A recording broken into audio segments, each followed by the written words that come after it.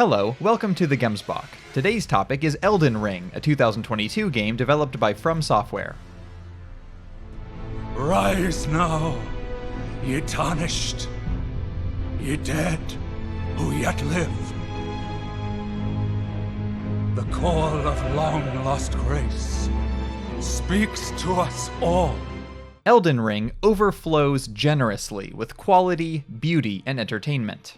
Despite its incredible boss and enemy variety, it includes several of the best boss fights that are present in any game, FromSoft or otherwise. Despite the staggering number of weapons, weapon arts, shields, and magical abilities in the game, genuinely novel methods of attack and defense are found from the start of the game to the end. And despite the immense size of its map, it contains multiple individual areas, such as the Volcano Manor and Elphael, which stand alongside earlier creations like the Painted World of Ariamis and the Boletarian Palace as some of the best level design From Software has ever done. But you don't really need me to tell you that. If you've encountered any review or other type of media about Elden Ring since its release, then you already know all of that. In setting out to write about the game, I wanted to approach it from an angle that would be different from the 1,000 other responses in existence, while also providing something valuable. There's really no sense in me just throwing my praise on the praise pile. So instead of talking about Elden Ring's overwhelmingly large number of mechanical and other strengths, I'm going to dig into its vanishingly small number of mechanical weaknesses.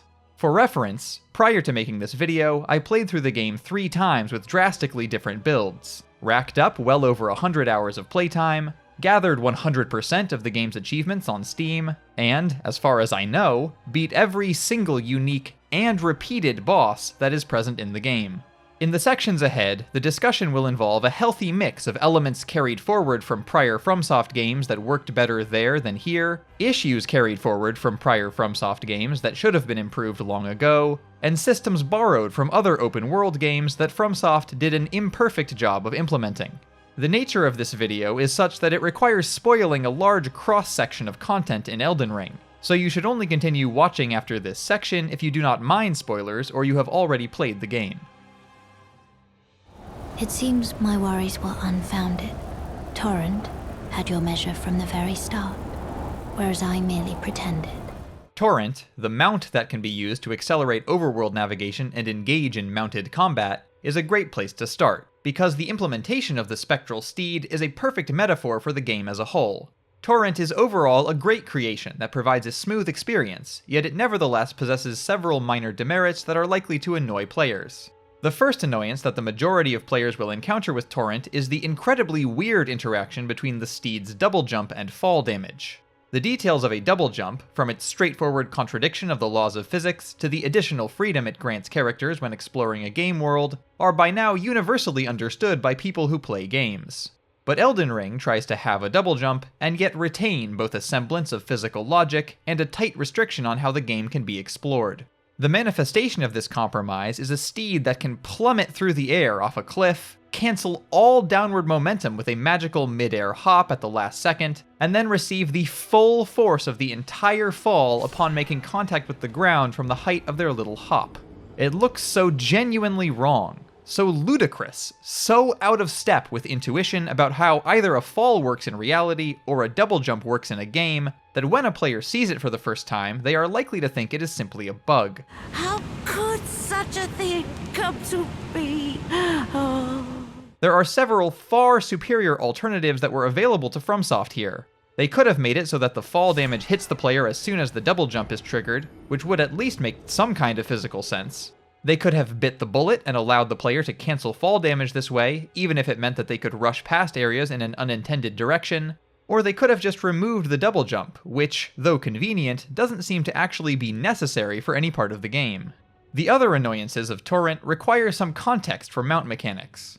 I'd heard tell of a tarnished hurtling about atop a spectral steed. There are 2 primary ways that a horse or similar mount can be implemented in a game. One is as a realistic simulation of the creature in question, meaning that mounted movement may be faster in a straight line, but slower when turning, that the animal may not always behave exactly as instructed, at least until fully tamed, that the animal has to be found at one or more fixed locations in the game world in order to be used, and/or that the animal has its own pool of stats apart from that of the player character. A moderate example along those lines would be the horses in Breath of the Wild. The other way is to simply use the horse or mount as an extension of the player character, meaning that all movements are faster or more versatile when mounted, that the animal always responds predictably to the player's controls, that the animal can be summoned instantly and anywhere, and/or that the creature has no stats of its own apart from those of the player character. An example of this second type would be just about any mount in MapleStory. For the most part, the spectral steed of Elden Ring falls in the latter camp. It appears anywhere in the overworld at the push of a button, it never disobeys an input, it can stop on a dime, it's faster in every direction, it introduces the franchise's first true double jump, its double jump can be used to turn instantaneously regardless of momentum, it shares the player character's stamina pool, and reviving it when it is banished in combat requires expending a Crimson Flask. But there are two exceptions to this categorization, which are the causes of the two final topics to be covered here. The first of these exceptions is that Torrent has its own pool of health. This leads to several problems, and just generally creates a situation where receiving damage during mounted combat feels inconsistent and hard to track. It's inconsistent because whether the steed does or doesn't tank some of the incoming damage feels arbitrary. It's hard to track because Torrent's health is expressed as a tiny bar near its head that only appears when it is hit and when it is healed. And arguably worse than either of those grievances, the steed having its own health leads to there being two ways to be knocked off of it. Because the steed lost all of its HP, or because the player character took enough posture damage in a short period of time to be staggered. Often the difference between these is indiscernible, and the second occurring usually coincides with the first occurring as well. So it is frequently unclear, when knocked down, whether the steed can or cannot be instantly re-summoned. The only way to check is to attempt to summon the steed. If it can be summoned, no problem. It appears and combat proceeds without a hitch. If it can't, a menu prompt appears on the screen to ask whether the player wants to spend a Crimson Flask to re-summon it, and the prompt defaults to no. The appearance of that menu prompt, say, when attempting to evade attacks from a dragon, can be a bit of a problem. My ideal solution to this would be for the steed to be invincible, it is spectral after all, and to provide a flat boost to the character's posture while mounted, yet to retain the system where being posture broken causes the player character to fall off of it, and have re-summoning it after a forced dismount always cost a Crimson Flask, now with no text prompt. The second of the galling exceptions to Torrent's status as a player upgrade rather than a horse sim is how Torrent handles reversing directions. It's an extremely minor complaint that becomes a consistent annoyance near cliffs. Basically, the steed has two different animations for turning in the opposite direction of its current one when on the ground. One of the animations has Torrent just sidle around in place to reverse direction.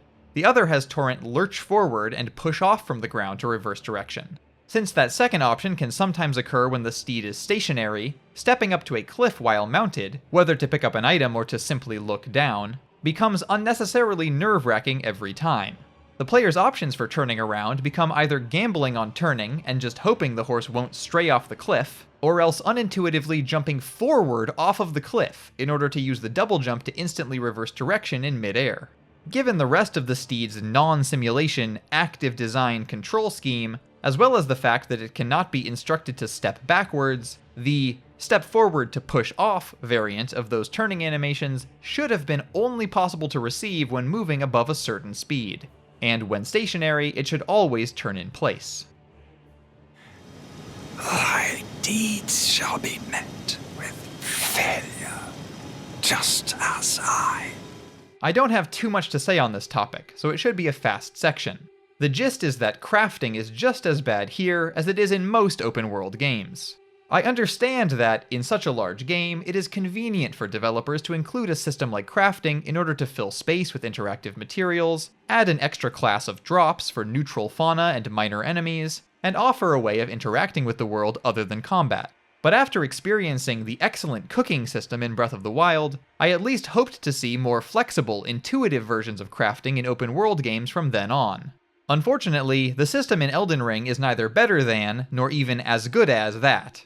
Instead, it's a rigid, boring list of largely interchangeable consumable goods that can be produced by gathering specific listed ingredient quantities. In the entirety of my initial 100-hour playthrough, although I found or purchased every crafting recipe I could, I only ever felt compelled to craft a couple of poison cures. That left a huge list of things that seemed worse or slower than any of the primary, non-craftable ways of buffing a character and attacking enemies. Perhaps I'd feel different if I had played as an archer, but as it stands, I'd hardly notice if the entire system was removed from the game. I hope you understand the weight of my words. The only thing I can really say in its favor is that the steady stream of crafting materials can be sold to bolster the stingy availability of runes from most early game enemies. Join myself and King as family. Together we will devour the very god. The fighting in Elden Ring is accomplished through the deepest implementation of Souls-style combat that FromSoft have produced so far. Now, I personally believe that, as opposed to Souls-style combat, Sekiro-style combat is more appropriate for the type of fast-paced encounters that FromSoft have favored more and more over time. But I am also aware that the system in Sekiro is controversial due to being far less flexible and less forgiving than Souls combat, so their decision to revert is understandable.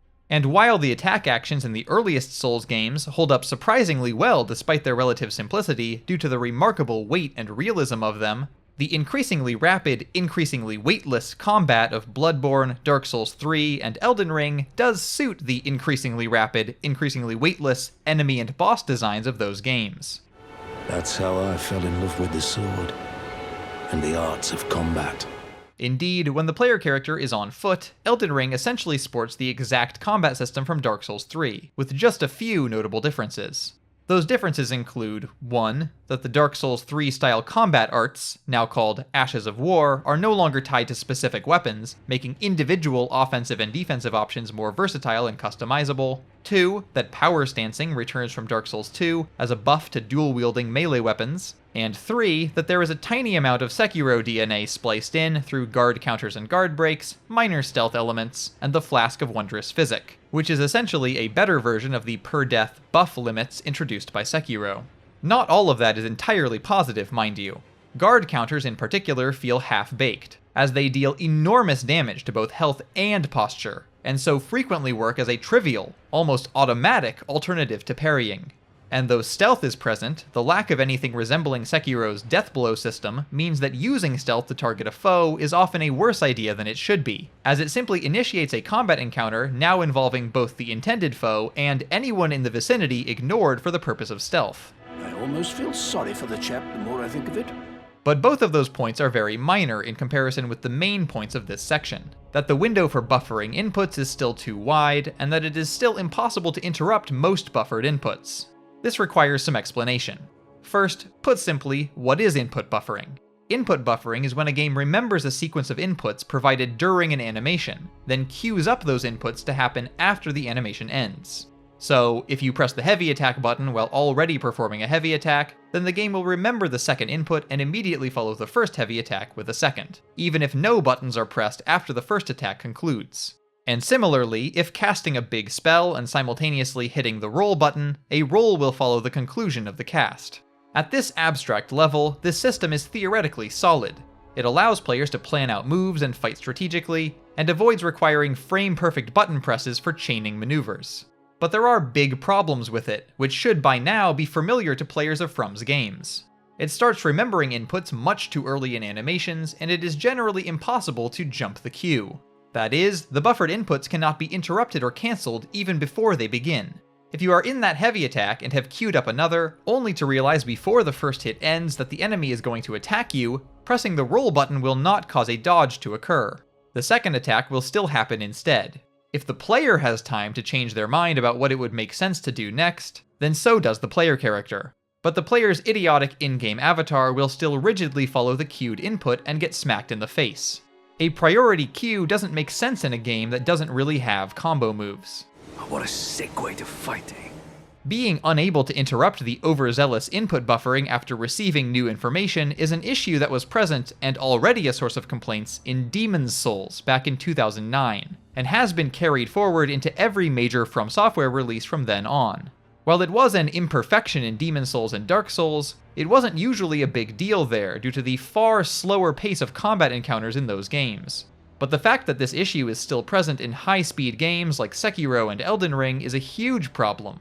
Reacting to something at a split second's notice is frequently the difference in such games between survival and death. In Elden Ring's version of the Storm Ruler fight, for instance, it's possible to accidentally queue up 2 activations of the Serpent Hunter's multi-swing 5-second weapon art, locking out control of the player character long enough for the boss to charge up and release a one-hit kill attack.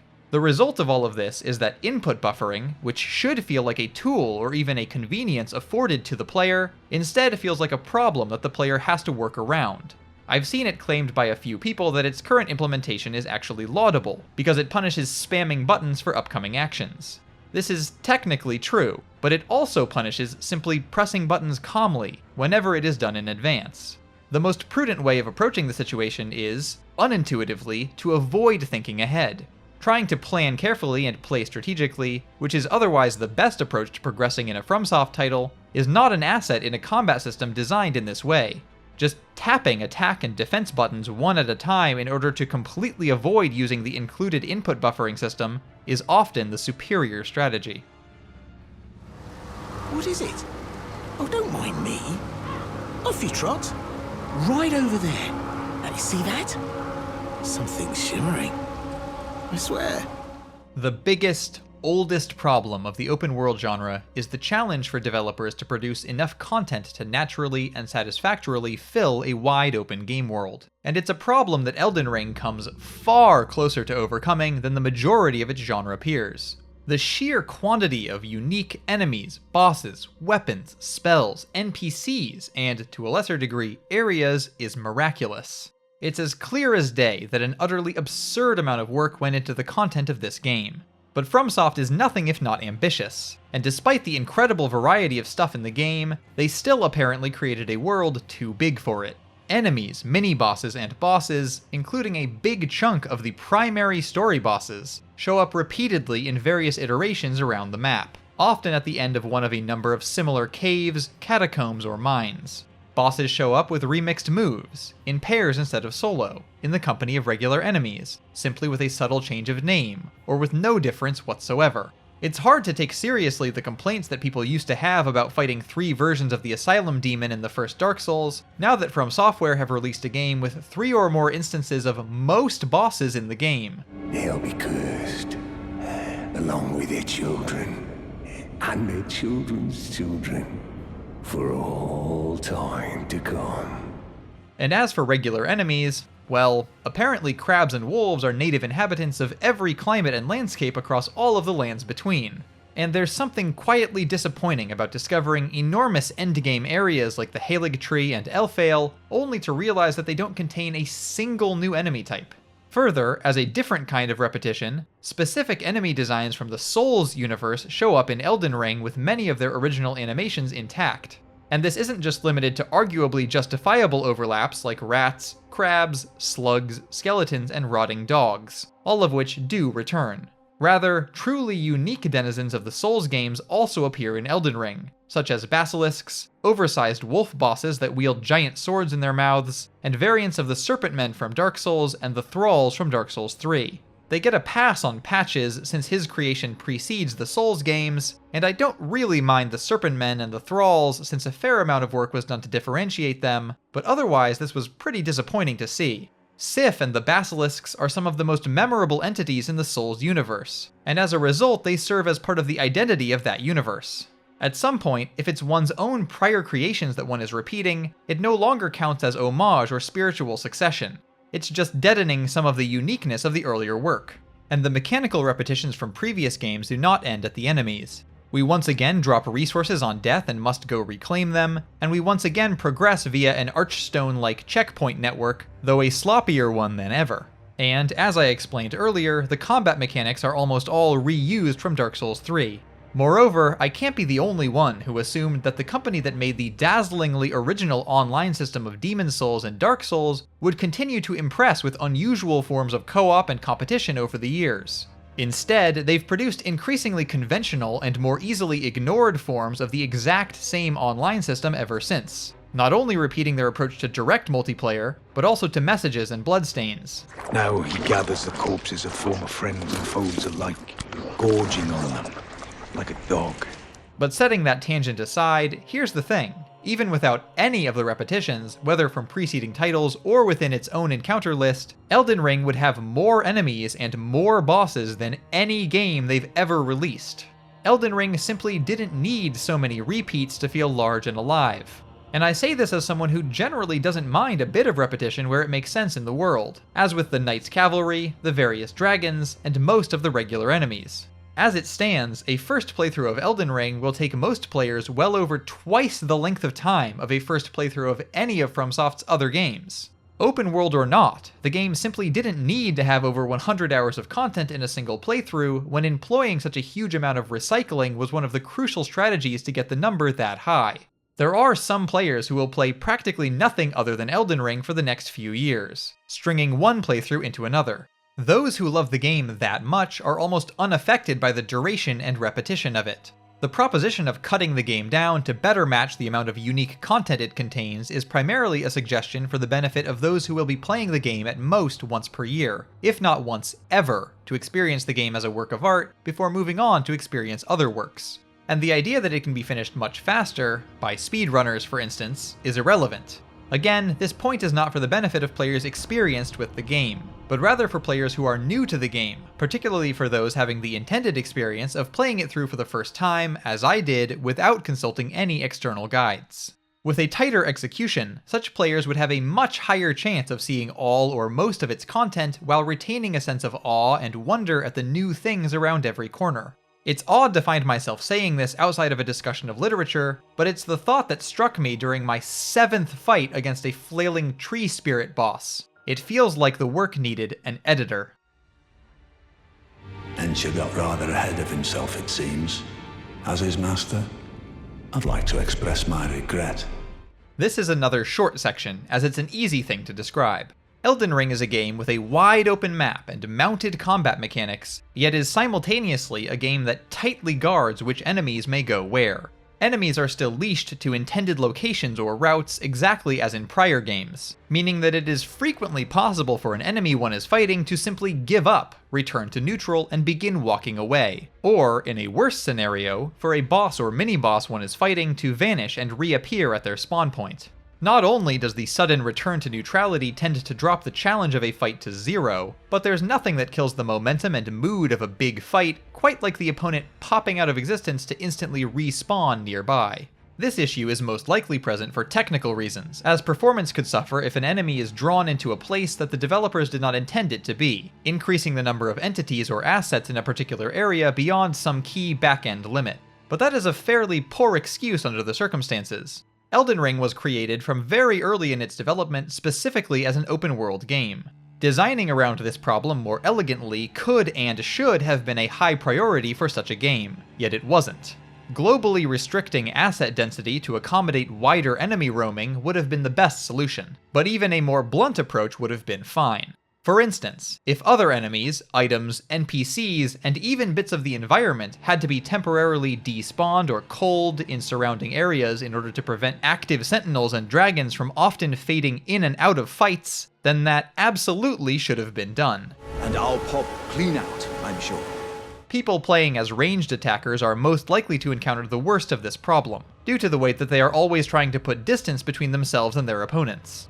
Thus, the already powerful spellcasters of the Lands Between, who are buffed relative to their counterparts in earlier games in terms of spellcasting speed, spellcasting damage, variety of available tactics, and availability of spirit ashes to tank for them, find themselves in an even stronger position than they already were, as so many enemies and mini-bosses lose interest in pursuing them after a shockingly brief span of time. Take well the lesson, friend. That's how you end up when seduced by those who live in death. In a nutshell, Spirit Ashes are items which allow the player to summon one or more instances of a particular mini-boss or regular enemy type as allies in certain combat situations, most often during boss fights.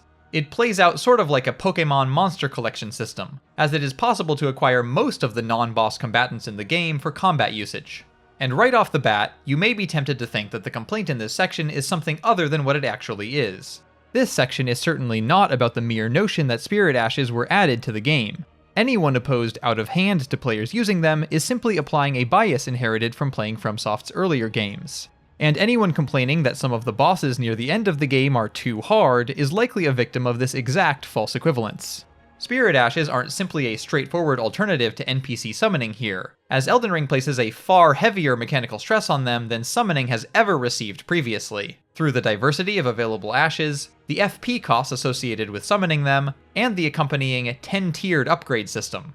It is my personal opinion that anything with such an extensive upgrade system in a FromSoft game is a mechanic that most players are intended to use, at least during their first playthrough. Analogous situations present in some of their previous games are the ability to upgrade armor, the ability to kindle bonfires, and the ability to farm consumable healing items. Where such things were available, the games featuring them were generally balanced with them in mind. Go on. Finish the job. Take the course you deem most worthy. But here's the thing. The notion that Elden Ring is balanced around the inclusion of Spirit Ashes ends up being only a half-truth. Crowds of regular enemies and multi-boss encounters are as prevalent here as they are in Dark Souls 2, and in that regard the sentiment seems accurate. But, with the exception of Radahn and a small set of fights toward the very end of the game, practically all singular enemies and bosses seem ill-suited to the presence of the spirits. The considerable mechanical stress I've detailed until now in this section is somewhat misleading, as an old issue crops up and makes them overpowered. The old issue in question is that boss and enemy aggro still seemingly works close to how it does in Demon's Souls. The opponent will simple-mindedly focus most of their attacks on whichever entity most recently attacked them. The combination of this with the lengthy string of strikes involved in many boss attacks leads to a situation where lone bosses can be freely damaged by the player character for almost the entirety of a fight, simply by switching between waiting for a spirit to attack the boss, and then dealing damage as soon as it has initiated an attack against the spirit. Bosses do seem to sometimes randomize their targets, or at least select by proximity, but the most recent attacker remains a clear priority. Aside from that, it seems like the only attempt at alleviating this problem was simply giving AoE attacks to bosses a bit more often. That was a good decision under the circumstances, but the issue remains obvious and problematic regardless.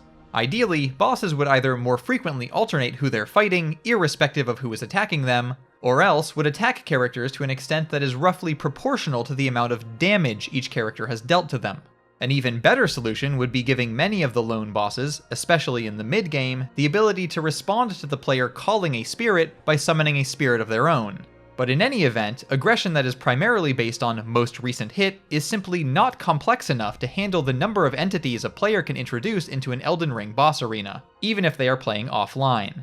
Though I've never found this a particularly satisfying solution, at least summoning an NPC or another player for co-op is balanced by boss health being increased. The drawing room lies down the hall. Make yourself comfortable, but be sure to earn your keep. Now, just before closing the book on this subject, there is one other, very small annoyance that the Spirit Ashes introduce into the game.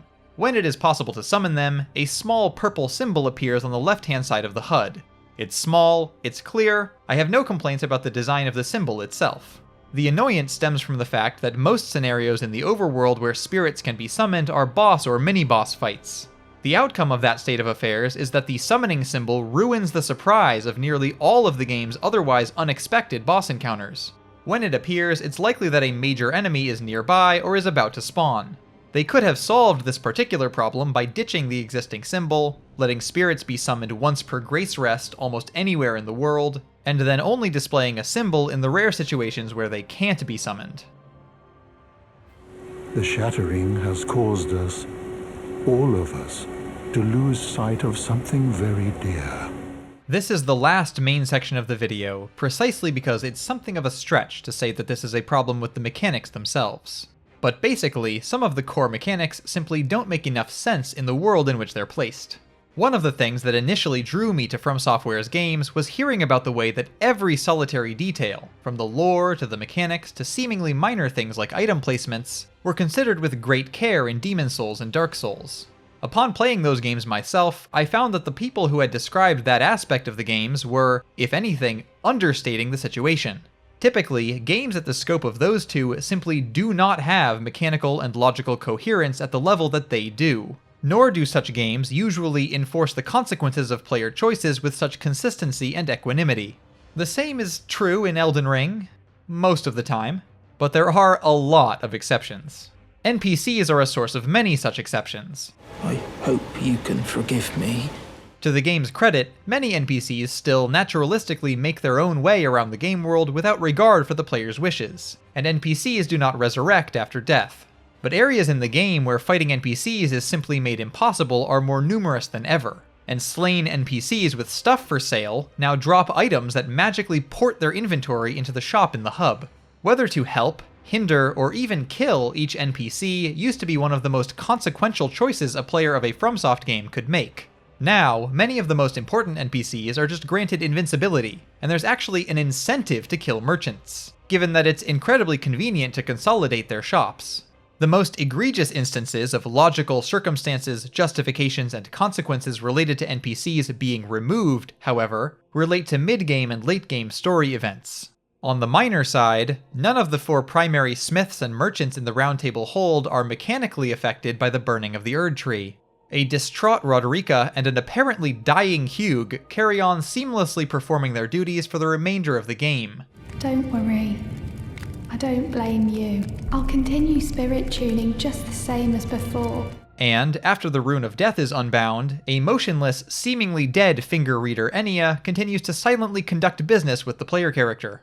On the major side, it makes absolutely no mechanical difference whatsoever whether Melina is or is not accompanying the player character. When she first leaves in Leyndell, she tells them that she's letting them keep both Torrent and, somehow, the power to turn runes into strength, which was her ability to raise the character's level.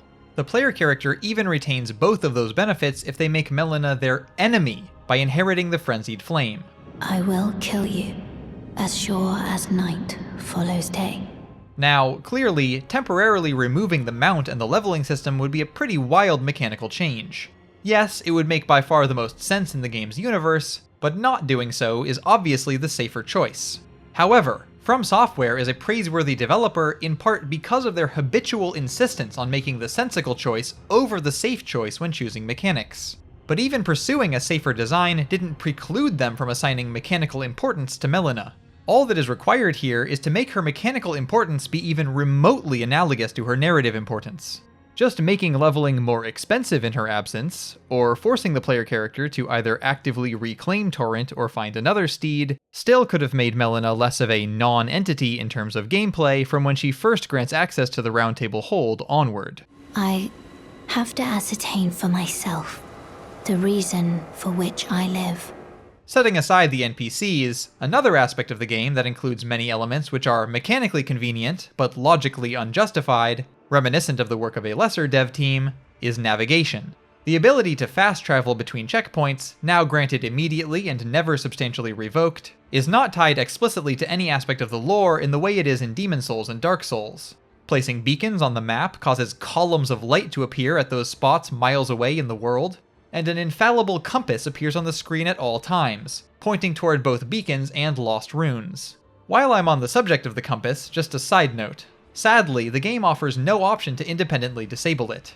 Players are forced to choose between having it on screen at almost all times and disabling the HUD entirely. As the latter would involve giving up in-game access to seeing the status bars and equipment menus, it's not a realistic option. This means the distractingly accurate and frequently useless compass is a practically unavoidable companion throughout the game.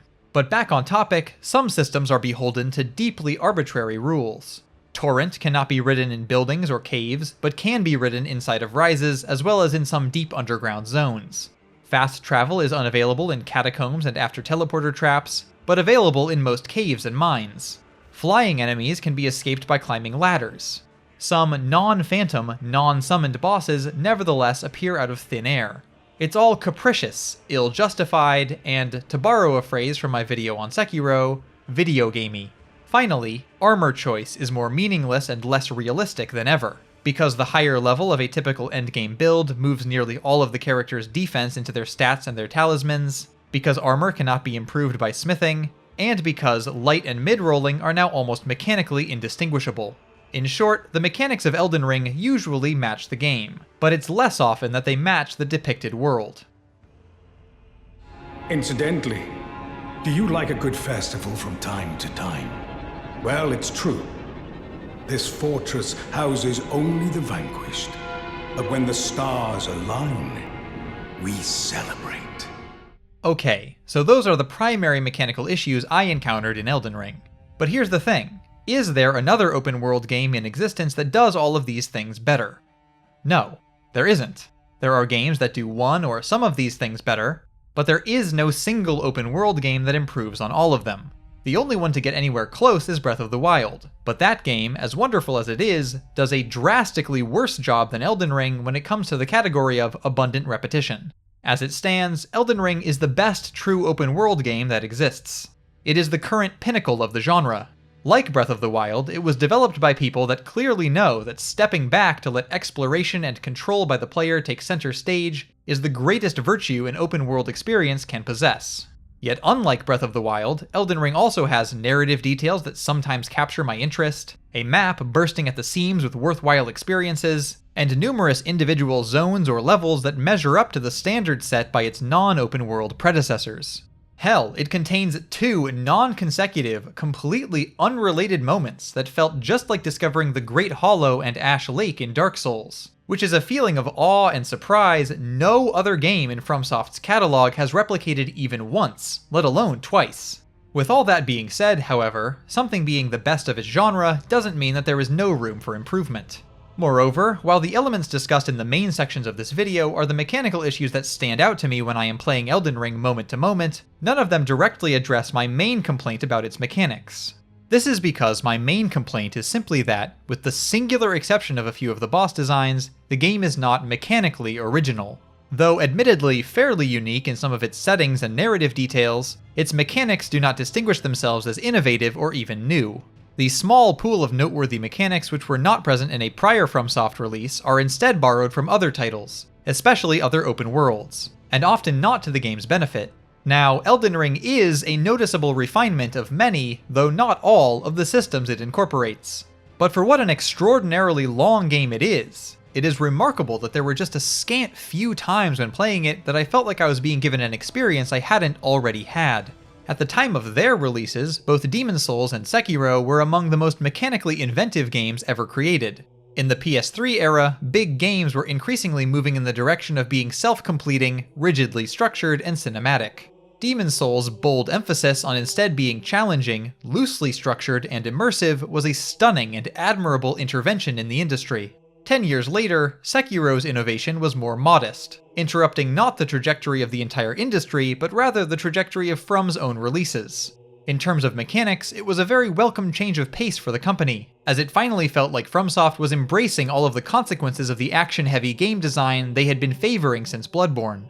It is a regrettable fact that, as detailed in a prior video, Sekiro's strengths, its wonderful originality in terms of gameplay and setting, were coupled with a number of regressions toward intrusive AAA design cliches that the company had until then avoided for many years.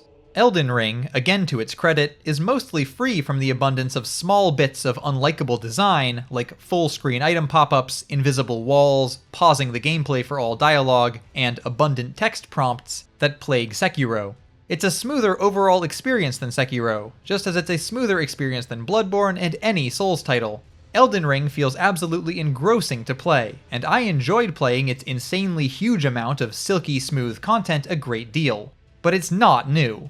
And to some degree, the unmatched reputation of their earlier releases rests precisely on the ways in which they offered something spiky when everyone else was offering something smooth. Game developer Bennett Foddy has likened the experience of playing Elden Ring to that of sitting down and eating an entire birthday cake. Others have compared it to a From Software theme park, with different zones resembling different earlier works by the company. I take their points, but I favor a different analogy. Cross the fog to the lands between. To me, playing Elden Ring is like listening to an entire 4-hour greatest hits collection of music by my favorite band. A lone warrior who has braved the baneful fog. It's easy to sing along with it. I know all the words. It's got all their most popular tracks, and it's got them in album versions, radio versions, and sometimes also a third time as live versions. It even includes their covers of a few well-known songs by other artists. But the greatest hits collection is missing the tight structure, pacing, and originality of the individual albums. It doesn't include some of the band's best deep cuts. It's more than a desirable amount of the same style of music all at once. And after a while, even as comfortable and consistently enjoyable to hear as it is at any given moment, listening to it just leaves me wanting to hear them play a new song.